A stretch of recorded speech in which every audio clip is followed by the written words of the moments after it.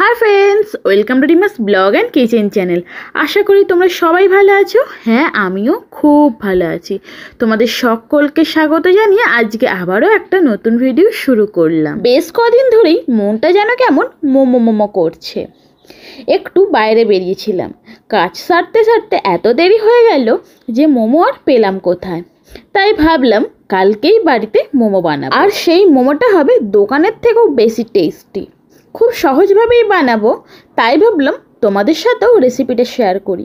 যদিও আমি এর আগে তোমাদের সাথে আরও একবার মোমোর রেসিপিটা শেয়ার করেছিলাম, আর তোমরা সেখানে অনেক ভালোবাসা দিয়েছো।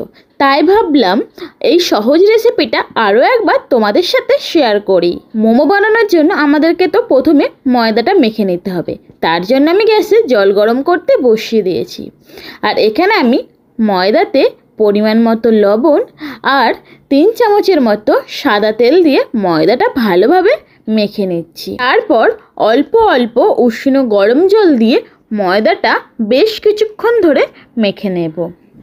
যেরকমভাবে লুচির জন্য ময়দা মাখা হয় ঠিক সেই রকমভাবেই ময়দাটা মেখে নেব। দেখতেই পাচ্ছ ময়দাটা কিন্তু বেশ ভালোভাবে মাখা হয়ে গেছে। এবার চলো মোমোর পুরটার জন্য আমরা বাকি জোগাড়গুলো করে রাখি, আর ততক্ষণ ময়দাটা একটা কিছু চাপা দিয়ে রেস্টে রাখি। এখানে আমি পুরোটা বোনলেস চিকেন নিয়েছি, তবে একটু একটু হাড়ও ছিল, এতে অসুবিধা হওয়ার কিছু নেই। দেখতেই পেলে মাংসটা আমি একবার মিক্সার গ্রাইন্ডারে ঘুরিয়ে নিলাম। যদি দোকান থেকে কিমা করে দেয় তাহলে তো কোনো কথাই নেই। এবার চলো বাদ বাকি যে জিনিসগুলো লাগবে সেগুলো বলি। আমি এখানে পেঁয়াজ বেশ অনেকটা পরিমাণেই নিয়েছি। পেঁয়াজগুলোকে ভালোভাবে ছাড়িয়ে কুচি কুচি করে কেটে নিয়েছি, আর নিয়েছি রসুনটাও ভালোভাবে কুচি কুচি করে কেটে নিয়েছি।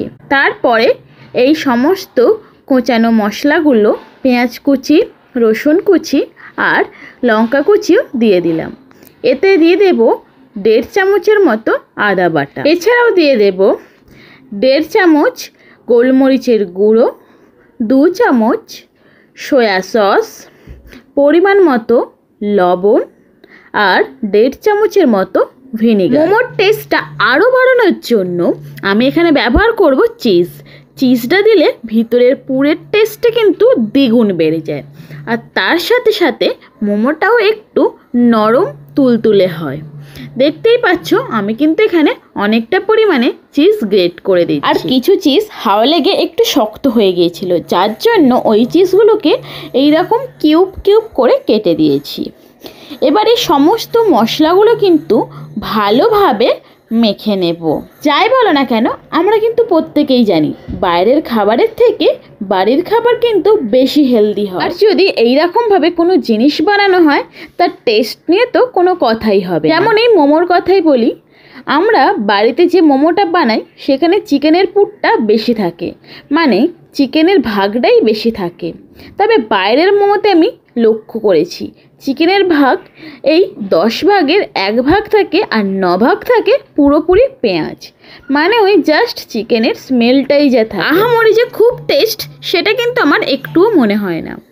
যাই হোক, ওখানে পুরটা ভালোভাবে মাখা হয়ে গেছে, আর যে ময়দাটা রেস্টে ছিল সেটা আমি এইরকম ছোট ছোট লেচি করে রেখে দিয়েছি মোমোর বাইরের লেয়ারটা বানানোর জন্য। এখানে দেখতেই পাচ্ছ বেলান চাকিতে আমি অল্প পরিমাণে তেল দিয়ে এই লেচিগুলোকে লুচির শেপের আকারে বেলে নিচ্ছি। এরপর এর মধ্যে দিয়ে দেব মাংসের পুরটা ঠিক একদম মধ্যিখানে দিয়ে বাইরে থেকে এই রকমভাবে ভাঁজ করে নেব।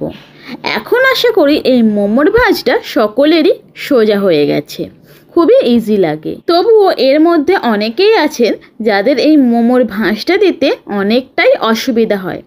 তাদের জন্য আমি এই মোমোর ভাঁজটা 2 বার করে রিপিট করলাম, যাতে তোমাদের বুঝতে সুবিধা হয়। আর হ্যাঁ, বলে রাখি তেল ছাড়াও কিন্তু ময়দার গুঁড়ো দিয়ে এই লেচিটা বেলা যায়, তবে সেক্ষেত্রে একটা ট্রিক্স ব্যবহার করলে জিনিসটা কিন্তু আরও ভালো হয়। ময়দার গুঁড়ো দিয়ে লেচিটা বেলার পরে মধ্যিখানে যেমন পুর দিই, পুরটা দেব, আর ময়দা যে বেলা হয়েছে তার ধার দিয়ে একটু জল লাগিয়ে দেব, যেরকমটা সিঙ্গারাতে লাগানো হয়।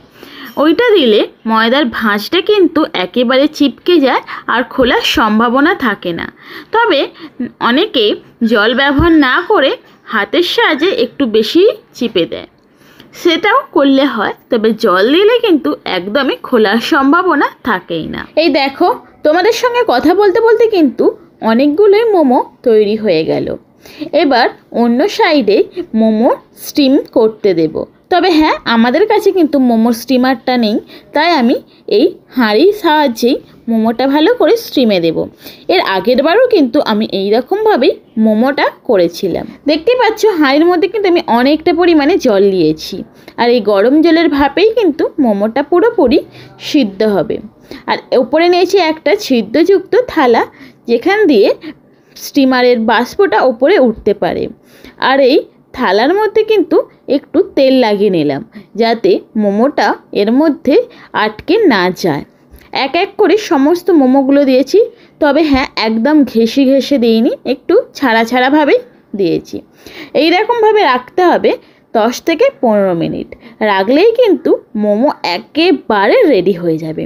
দেখতেই পাচ্ছ 10-15 মিনিট পরে মোমোগুলো কিন্তু একদম ফুলে উঠেছে আর হয়েছে একদম নরম তুলতুলে।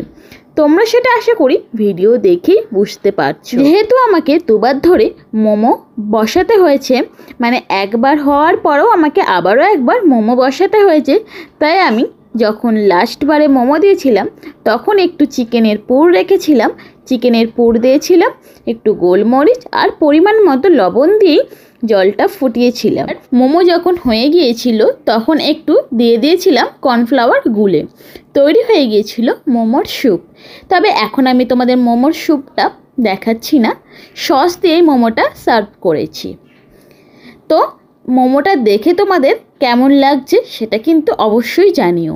আর তোমরাও বাড়িতে কিন্তু এই রকমভাবে মোমো রেসিপিটা ট্রাই করো। তো আজকের ভিডিওটা কিন্তু এই পর্যন্তই। আজকের এই ভিডিওটা তোমাদের কেমন লাগলো আমাকে অবশ্যই কমেন্ট বক্সে জানাও। আর যারা যারা আমার চ্যানেলে নতুন তারা অবশ্যই চ্যানেলটা সাবস্ক্রাইব করে পাশে থাকা বেল আইকনটা ক্লিক করে দাও, যাতে পরবর্তী নতুন নতুন ভিডিও সবার আগে তোমাদের কাছে পৌঁছে যায়। তাহলে দেখা হচ্ছে পরবর্তী ভিডিওতে। ততক্ষণ ভালো থেকো, সুস্থ থেকো, টাটা, বাই বাই।